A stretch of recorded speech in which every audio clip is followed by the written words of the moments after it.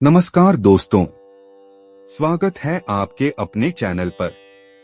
आज हम पितृपक्ष के बारे में कुछ ऐसी बातें बताएंगे जो शायद आपको न पता हो।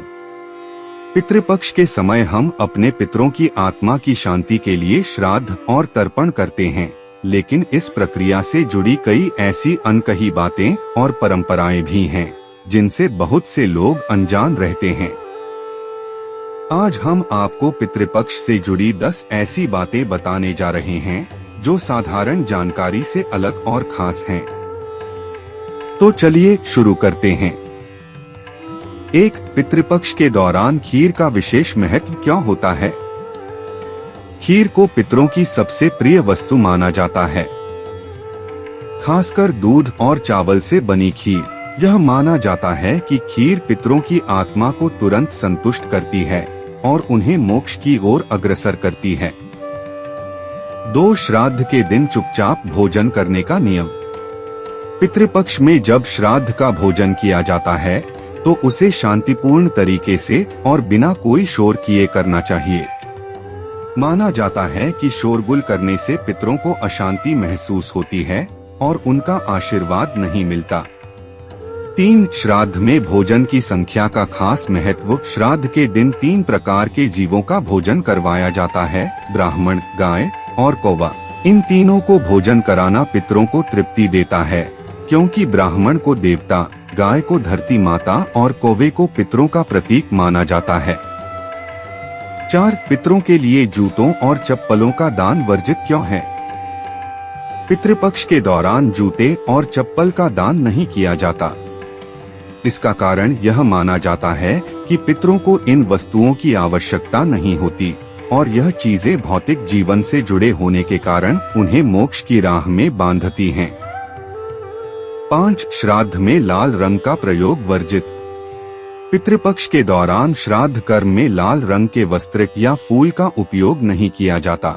लाल रंग को उग्रता और अशांति का प्रतीक माना जाता है, जबकि श्राद्ध कर्म शांत और पवित्रता से जुड़ा होता है। 6. स्त्रियों के द्वारा श्राद्ध करने की छिपी परंपरा। हालांकि परंपरागत रूप से पुरुष ही श्राद्ध कर्म करते हैं, लेकिन पितरों की शांति के लिए अगर घर में पुरुष न हो तो स्त्रियां भी श्राद्ध कर सकती हैं। इसे करने से पितरों की आत्मा को समान रूप से शांति मिलती है। 7. गाय के गोबर का प्रयोग। पितृपक्ष में कई जगहों पर गाय के गोबर का उपयोग करके भूमि को शुद्ध किया जाता है। यह मान्यता है कि गाय का गोबर पवित्र होता है और इससे श्राद्ध कर्म की भूमि को पवित्र किया जाता है, ताकि पितरों को प्रसन्न किया जा सके। 8. पितरों को संगीत सुनाने की परंपरा। कुछ समुदायों में पितरों को तर्पण और श्राद्ध के समय शांति और सुख देने के लिए शांत और मधुर संगीत बजाया जाता है।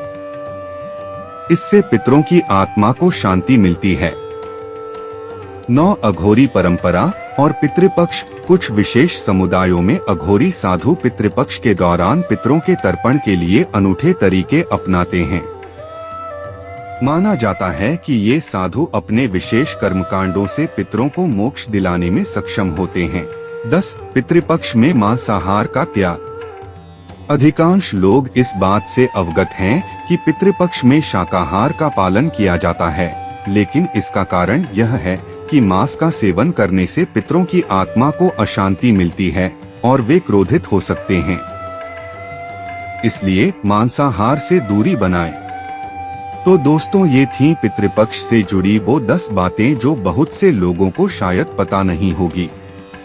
अगर आपको यह जानकारी अच्छी लगी हो तो इस वीडियो को लाइक और शेयर करना न भूलें। चैनल को सब्सक्राइब करें। नमस्कार।